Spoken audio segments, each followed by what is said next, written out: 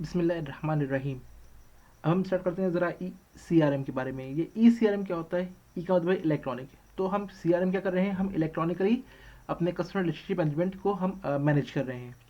तो all standard C R M functions with the use of net environment, with the use of net environment, that is intranet, extranet and internet।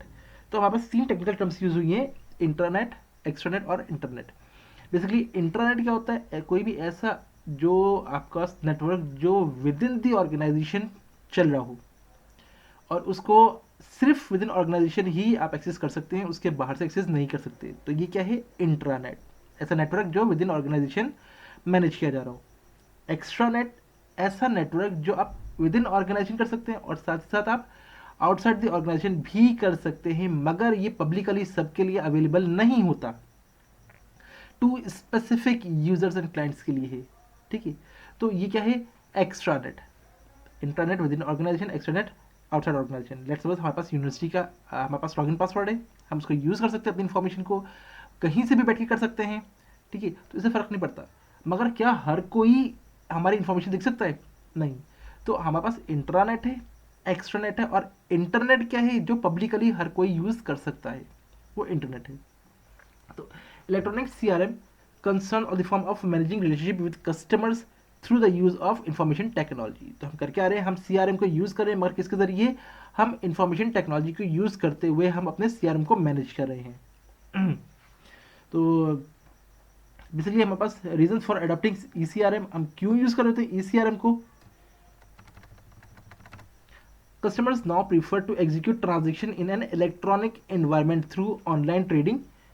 Also, the establishment of customer service center has also removed the inconvenience to customer to access vendors physical location। देखिए अब हुआ क्या है कि customer को physically आना पड़ता था, तो हमने क्या किया? हमने उसको रिप्लेस कर दिया किससे? ऑनलाइन में। और कस्टमर भी ज़्यादा सेटिस्फाइड है ऑनलाइन के अंदर। तो तमाम चीज़ें कैसी हो रही है? हमारे पास ऑनलाइन ही हो रही है। कोई भी कंप्लेन है, क्यूरी है, कोई भी चीज़ें, वो सब कहाँ हो रहा है? वो सब ऑनलाइन ही हो रहा है। आपने कॉल की और अपनी कंप्लेन रिपोर्ट करा दी, या आप कोई भी चीज़ आपने फॉल्ट नहीं निकली, आपने ईमेल कर दी। तो ये सब कैसे मैनेज हो रहा है? हमारे पास अब ऑनलाइन ही मैनेज हो रहा है। तो अब इलेक्ट्रॉनिकली हम मैनेज कर रहे हैं सीआरएम को।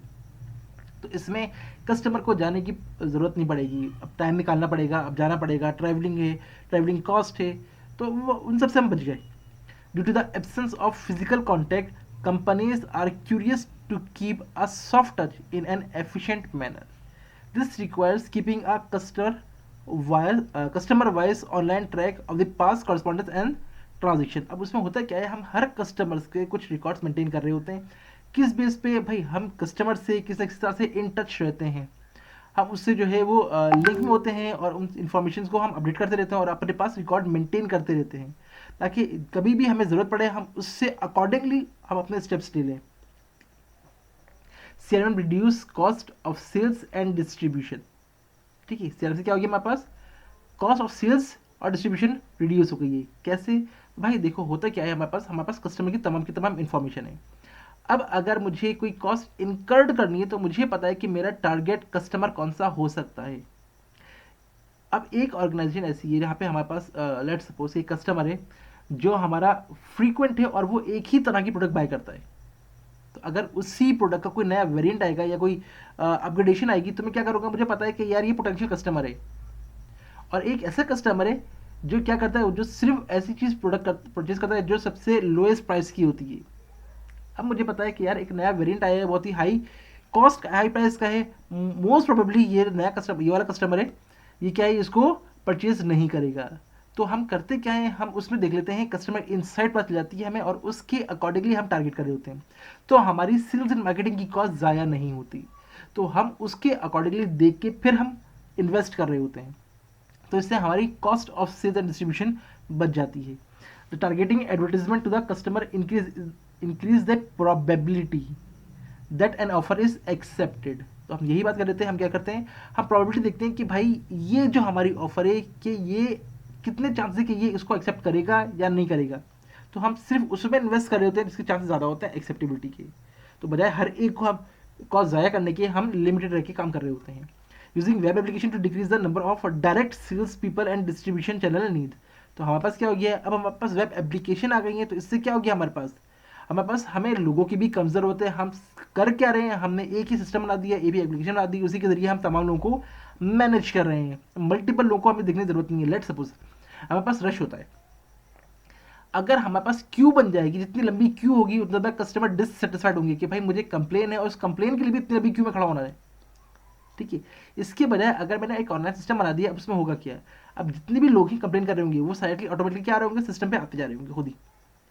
तो उसको मैनेज करना कंपेरेटिवली आसान है। या आप इसको इस तरह समझे कि हम कंप्लेन कर रहे होते हैं फ़ोन पे, जितनी ज़्यादा टाइम आपको लगेगा फ़ोन उसमें वेटिंग टाइम फ़ोन के ऊपर, आप उतना ज़्यादा फ्रस्ट्रेटेड होते जाएंगे।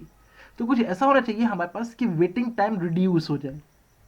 ठीक है, तो जब से आपके पास e commerce E C R M आया है, तो उसने क्या कर दिया, उसने वेटिंग टाइम को रिड्यूस कर दिया। इससे फ़ायदा ये हो गया कि कस्टमर को वेट नहीं करना पड़ेगा। ठीक है, जब वेट नहीं करना पड़ेगा तो इससे क्या हो गया, हमारे पास हमें 10 लोगों की ज़रूरत ही नहीं है, कि जितने ज़्यादा लोग होते हैं ज़्यादा एट अ टाइम वो डील कर रहे होते, तो क्यों नहीं होती। तो अब इससे क्या हो गया, हमारे पास ई सी आर एम जरिए हमारे पास उन लोगों की, हमें एक्सेस लोगों की ज़रूरत नहीं है। तो कॉस्ट कट डाउन हो गई हमारे पास। Managing customer relationship rather than managing product. हाँ, अब इसमें क्या हो गया हमारे पास कि इसमें हमने क्या कर लिया, हमने कस्टमर को मैनेज ज़्यादा आसानी से कर रहे हैं। अब हो क्या रहा है, हम डायरेक्टली क्या कर रहे हैं, कस्टमर को डील कर रहे हैं। दैट मीन्स कि managing customer relationship rather manage products, हम प्रोडक्ट के अकॉर्डिंगली कर रहे हैं।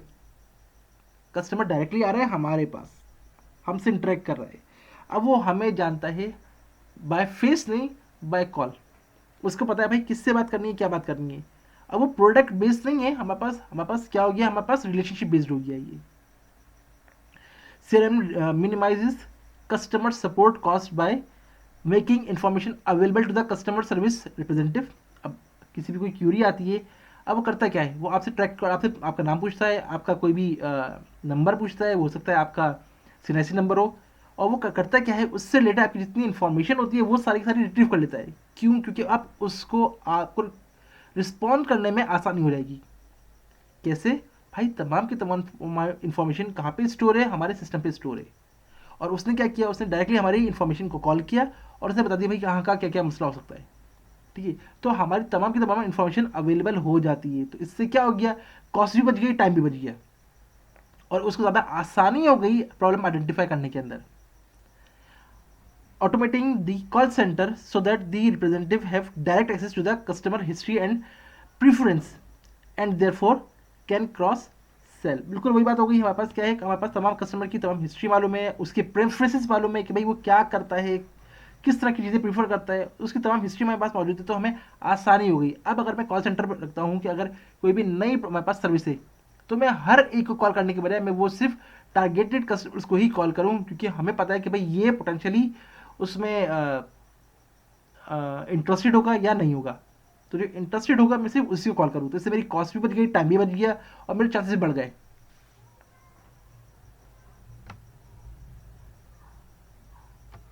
और फिर हमारे पास क्या है, कुछ barriers of E C R M है।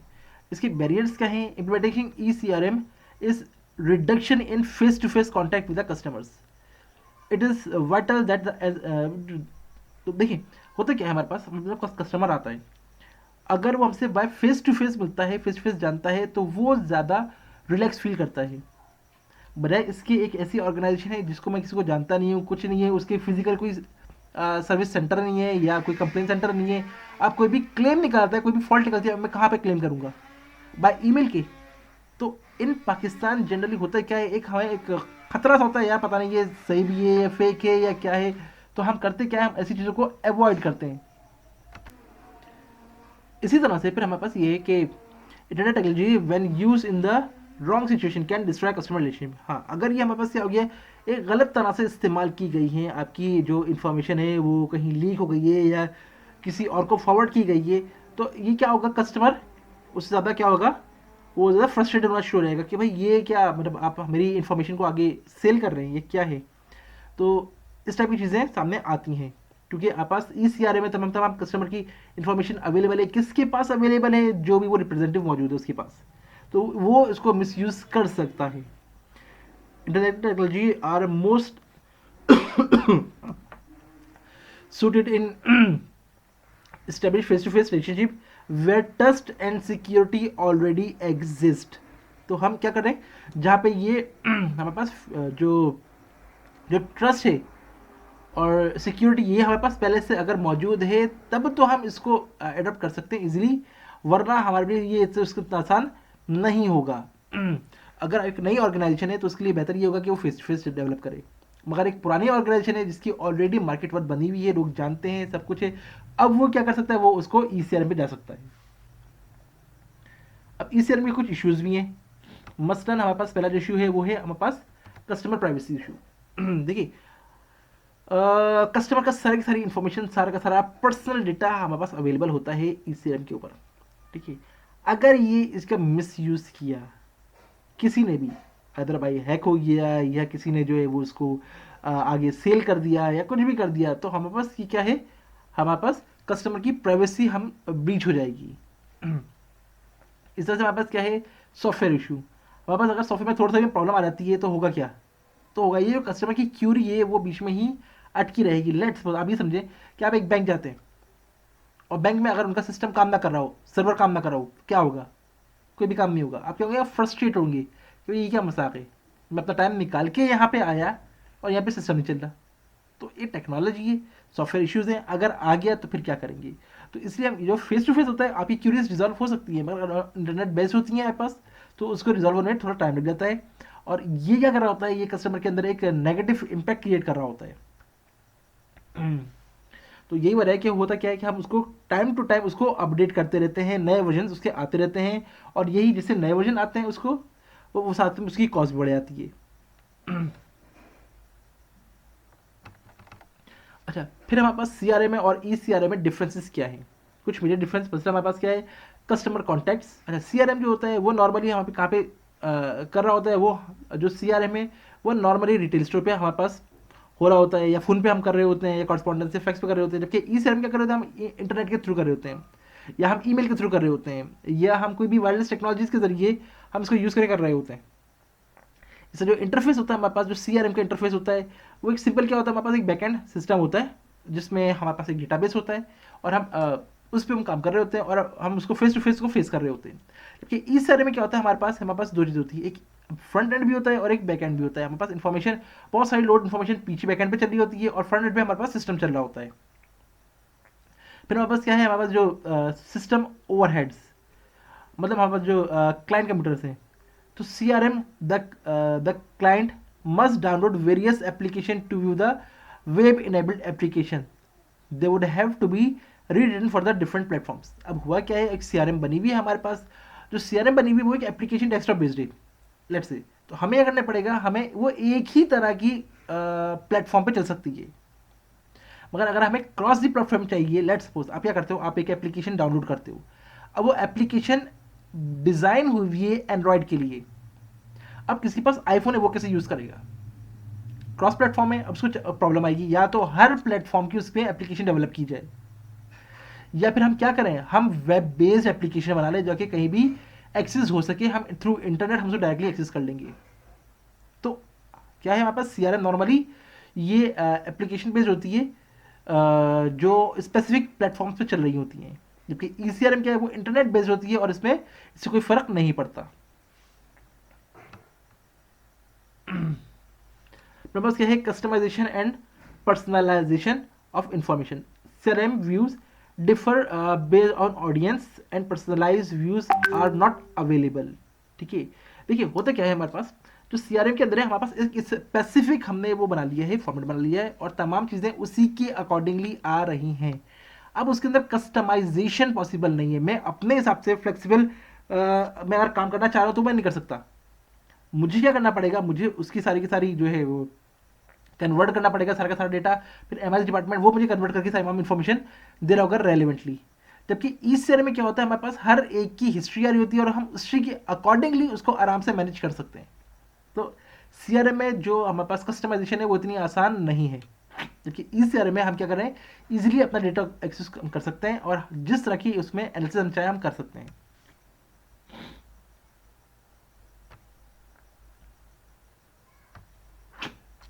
सिस्टम फोकस, जो सीआरएम होता है उसका जो सिस्टम होता है वो इंटरनल यूजर्स के लिए होता है, design based on jobs, functions and products. ठीक है, कुछ स्पेसिफिक चीज़ों की बेस पे उसको डिज़ाइन किया गया होता है। जबकि जो ई सी आर एम है वो बेसिकली कस्टमर नीड्स को देख के बनाया गया था कि भाई कस्टमर को क्या क्या चीज़ें ज़रूरत हो सकती है, हमें क्या क्या इन्फॉर्मेशन चाहिए हो सकती है, और फिर उसके अकॉर्डिंगली हमें डेवलप किया होता है। जबकि वहाँ पे सी आर एम में हमने क्या किया होता है, हमने या तो जॉब्स को फोकस किया होता है, फंक्शन फोकस क्या होता है, या प्रोडक्ट को फोकस क्या होता है, किसी एक चीज़ को फोकस करके हम पूरा डेवलप कर रहे होते हैं। यहाँ पे हमने क्या किया होता है, हमने मल्टीपल डायमेंशंस की बेस पे से बनाया होता है, क्योंकि फ्लेक्सिबिलिटी इसमें रखी गई होती है। फिर हमारे पास है customer maintenance and modification. CRM more time involved in implementation and maintenance is more expensive। देखो भाई हमारा क्या हुआ क्या है, जो CRM में हमारे पास एक डेस्कटॉप बेस्ड या एक एप्लीकेशन बेस्ड सॉफ्टवेयर था, तो उसको मेंटेन करने में, इम्प्लीमेंट करने में हमें बहुत ज़्यादा टाइम भी लगेगा, कॉस्ट भी लगेगी, और ये इतना आसान नहीं है। जबकि CRM क्या है, ये वेब बेस्ड है, तो इसको इम्प्लीमेंट करना और मेंटेन करना बहुत आसान है, और ये हम कहीं से भी बैठ के कर सकते हैं। और हम करते क्या है, ये एक सेंट्रलाइज सर्वर होता है, उसके ऊपर हम डाल देते हैं, बजाय हर एक के पास इंडिविजुअली हम क्या करें, इंस्टॉल करें। हमने एक सर्वर रख दिया, उस सर्वर के ऊपर इंस्टॉल है, अब कोई भी शख्स जो उसको सर्वर को एक्सेस कर रहा है, वो उसके जरिए उसको इन्फॉर्मेशन ले सकता है। तो कोई क्रॉस प्लेटफॉर्म की हमें ज़रूरत नहीं है, कोई हमें हाई टेक उसकी कॉस्ट की ज़रूरत नहीं है, ज़्यादा टाइम भी नहीं लग रहा, हम कहीं से बैठ के इसको इजीली मेंटेन कर सकते हैं। तो इस हिसाब से हमारे पास ये बहुत ज़्यादा कॉस्ट इफेक्टिव भी बैठता है, इन क्या कहना चाहिए कि इफेक्टिव भी है ये। मगर फिर वही बात कि इसके हर एक के कुछ प्रॉस और कुछ कॉन्स है। फिर हमारे पास है the balance score card perspective in an E C R M context. देखिए, अगर हम बात करें कि बैलेंस स्कोर कार्ड, तो हमारे पास इसके 4 परस्पेक्टिव होते हैं। एक होता है कस्टमर, एक होता है इनोवेशन, एक होता है इंटरनल बिजनेस, और एक होता है फाइनेंशियल परस्पेक्टिव। तो हमारे पास कस्टमर की अगर हम बात करें, तो हमारे पास क्या है कस्टमर परस्पेक्टिव में, कि improve customer awareness and perception, कि भाई ई सी आर एम यूज़ करने से होगा क्या। तो customer awareness, perception, transaction satisfaction, loyalty, ये इंप्रूव होगी या नहीं होगी। अगर ये होगी तो अच्छी बात है, इसे अडॉप्ट करना चाहिए, और नहीं होगी तो फ़ायदा नहीं है। ठीक है, तो हम अपने इसी ई सी आर एम के परफॉर्मेंस को इसके ज़रिए हम मॉनिटर कर रहे होते हैं, मेजर कर रहे होते हैं। इसी तरह से continuous improvement of the current services and development of the new ones. तो भाई हमारे पास ये जो ई सी आर एम है, इससे फ़ायदा क्या हुआ, इससे हमने क्या इनोवेशन की, क्या हमने नई लर्निंग की, जो तमाम इंफॉर्मेशन अवेलेबल थी उससे हमने क्या किया। इंटरनल बिजनेस, अब क्या हो गया हमारे पास, हमारा ई सी आर एम में तो हमारे पास ये क्या हो गया, फास्ट हो गया, मोर इफेक्टिव हो गया, हाई क्वालिटी हो गई, हायर रिलायबिलिटी हो गई, इनकीज ऑफ टेक्नोलॉजी यूजेज हमारे पास बढ़ गई है, वगैरह वगैरह। हमारे पास किससे, ई सी आर एम से। किस चीज़ के लिए, इंटरनल बिजनेस परस्पेक्टिव के अंदर। इस तरह से अगर ये तमाम चीज़ें पॉजिटिवली जा रही हैं, तो फाइनेंशियल परस्पेक्टिव क्या हो रहेगा हमारे पास, प्रॉफिटेबिलिटी बढ़ जाएगी, सेल्स बढ़ जाएगी, कॉस्ट रिड्यूस होगी, तो टाइम हमारा सेव हो रहा होगा। तो हमारे पास ये क्या है, फाइनेंशियल परस्पेक्टिव है। तो ये 4 परस्पेक्टिव है हमारे पास। कस्टमर, ई सी एम का impact on customers, innovation, internal business और फाइनेंशियल परस्पेक्टिव।